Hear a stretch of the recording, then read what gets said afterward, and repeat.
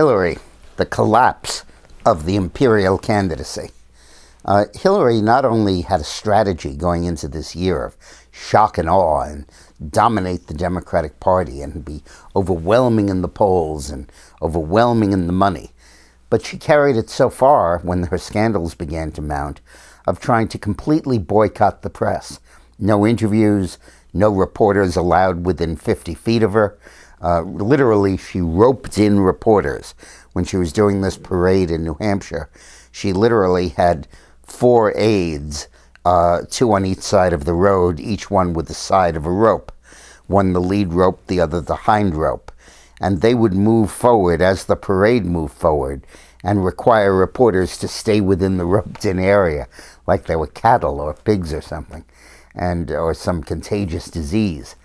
But that strategy has failed completely, and you can now see the Clinton people acknowledging its failure. In New Hampshire, Hillary's down to 45% of the vote, with Sanders at 37%, only an 8-point lead. And in Iowa, she's down to 52% from 60%, with Sanders at 33%, up from a minuscule amount. Sanders is drawing huge crowds. In Council Bluffs, Iowa, population 60,000, he drew 2,500 people the other day. And in Portland, Maine, he drew 7,500 people. Incredible crowds, tremendous enthusiasm. She's falling in the polls. The press hates her for the way she treats them. And this just isn't working. Now, the problem Hillary faces is that the reason she adopted this strategy in the first place was that she didn't want to answer questions.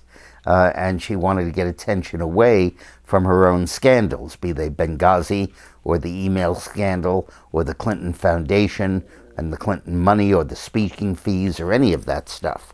And she knew that if she faced reporters, they would make her pay a price of answering those questions in order to get coverage. So she attempted to go over the heads of reporters and speak directly to people, but that strategy is just not working because the media is keeping up a drumbeat of criticism of her corruption, justifiably. It shocks even those of us that have known her for a long time. And at the same time, she can't put out positive messages because she can't go on the media and can't use the media to do it. So now she's between a rock and a hard place. And tonight she's going on CNN for one of her first interviews in a long time. But even a laid-down patsy organization like CNN will probably hit her with fairly difficult questions because the journalistic community will make their peer group do it. This goes beyond ideology. It relates to a question of the journalistic integrity to get her answers to these questions. And in the meantime, Bernie, who has a clear shot at her, is moving up and up and up. And Biden is considering getting into the race. We'll talk in a video later this week about the impact of the potential Biden candidacy. But this is all very bad news for Hillary and very good news for the United States of America. Thank you.